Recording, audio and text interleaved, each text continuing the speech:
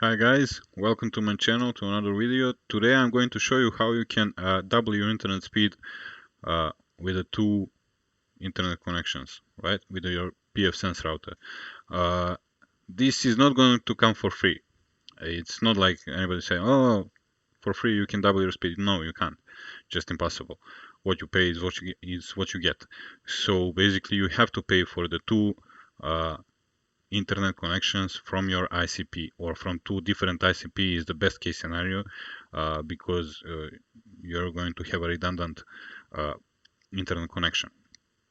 When you have two internet connections or two modems or the routers, whatever your ICP is providing to you, you're going to connect them both to the pfSense box. So that means that you will need basically three NICs, three Ethernet ports on your pfSense box. After you have them connected, uh, let me show you what you need to do. So we're gonna go to our pfSense GUI, web GUI interface, and we are going to configure the second WAN interface. So we're going to interfaces, assignments. From the drop-down menu, you're going to choose the port where your second ICP modem is connected. In my case, this is EM2. I'm gonna click Add. After we have added this second ICP connection, we're gonna go into the interfaces and we're gonna go into the option page for this particular interface. We're going to click Enable, and we are going to rename it. You don't have to, but I just like to, so I know what is there. IPv4 configuration type. If you have the static IP address provided from your ICP, you're going to just choose static IPv, and you're going to type it in down below. And if not, if you get a DHCP or you have a provided router from the your ICP, like those all-in-one devices or whatever, you're just gonna choose DHCP, which is easier, and we're gonna go scroll all the way down, and we're gonna click Save. After we click Save, we click Apply Changes. It's gonna need a few seconds just to apply those changes. There we go. Now we are going to System and we're going to Routing. In the routing, we can see already I called my new interface SBB, so we have already a gateway added for this interface. The next thing what you have to do for the both gateways, you have to set a monitor IP. Monitor IP is it's recommended to be a DNS server because it pings the DNS server all the time. So that's how basically the pfSense is monitoring if this particular interface is up or down. So it's going to ping this, in this case, Google interface all the time, so he can check does he getting responses or not. You can put basically any DNS server here. I have put a Google one because they're always online. Gonna click apply changes, and you're going to set up for the second one as well, but you're not going to set the same.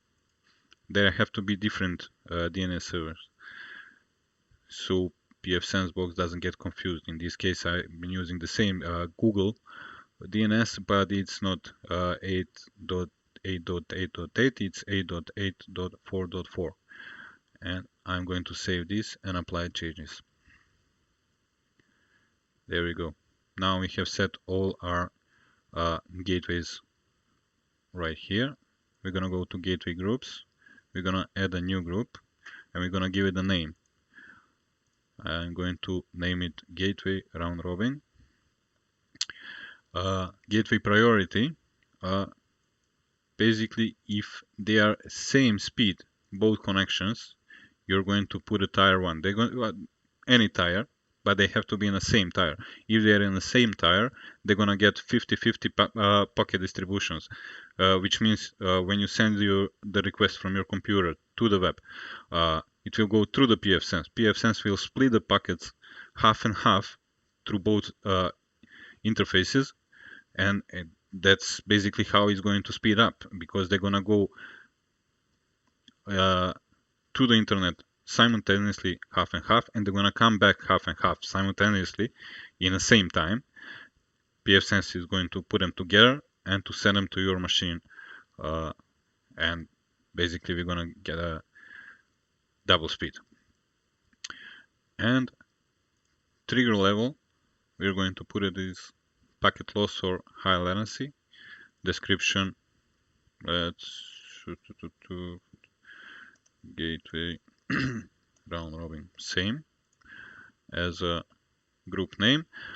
If you want to just failover, so if you have two internet connections, but one is let's say the mobile internet, the small router which you can get from your mobile provider, and it's 5 megabits per second, and the other one is 150 to 100 megabits per second, doesn't matter. The difference is too big, and they cannot work as a load balancing or round robin. They can just work as a failover. In that case, you're going to add the faster one, which you're going to prefer to use as a tier 1, and the other one, which is slower, you're going to add as a tier 2. And then trigger level, you're going to say member down. In that case, when the main one goes down, pfSense will switch the other one as the default gateway, and anyway you're going to be connected to the internet, of course on the lower speed, but anyway this is just a backup option. So when you are finished here, we're just going to click the save and apply changes again. Now we have to set up the firewall rule. We're going to go to firewall rules, and then we're going to choose our LAN, and we're going to add a rule. A rule is going to be pass on the interface LAN, IPv4 family, and we are going to put for the protocol any. This part here stays the same. Now we're going to click on display advanced. We don't do anything here until we get to the gateways. On the gateways, we are going to choose the gateway group that we just created, and we are going to click the save and apply the changes.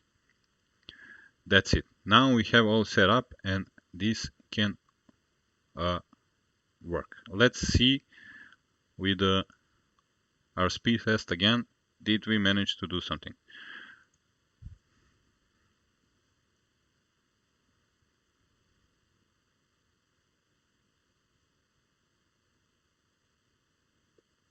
Yeah, a little improvement. Not the best, not what has been hoped for.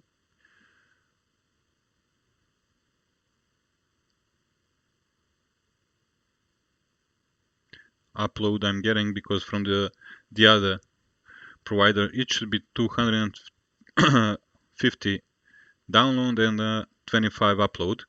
So, and the first one was 150 upload. So I got this upload, but the download no. Let's check the other. Let's go through the other. Okay, let's.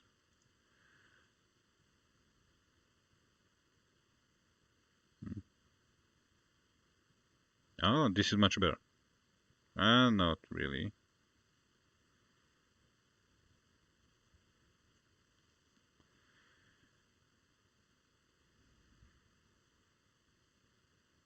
Nee.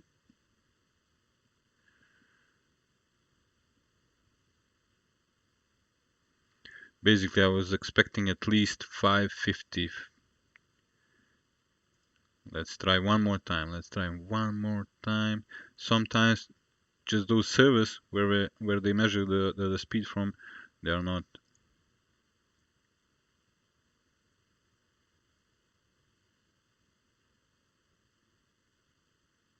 There we go. Now it's much better. Third time the charm. Anyway, we are getting improvement. To prove my point, so this is works. It's not going to be for free. You still have to pay for 2 internet connection. You can do this with a 3, 4, 5 internet connections, whatever you like. You're going to multiply your speed, but it's very easy to do, and it's with today's internet prices, at least in Serbia, this is not too much. I mean, for 400 megabits per second together as a package with the phone and with a cable TV and everything, uh, I'm paying maybe 40 bucks. So it's not too bad. And the other one is still like 30 bucks. So for 70 bucks a month, I have a half a gigabit connection, which is pretty much nice. Alright, that will be it for now, and I see you in the next video. Bye.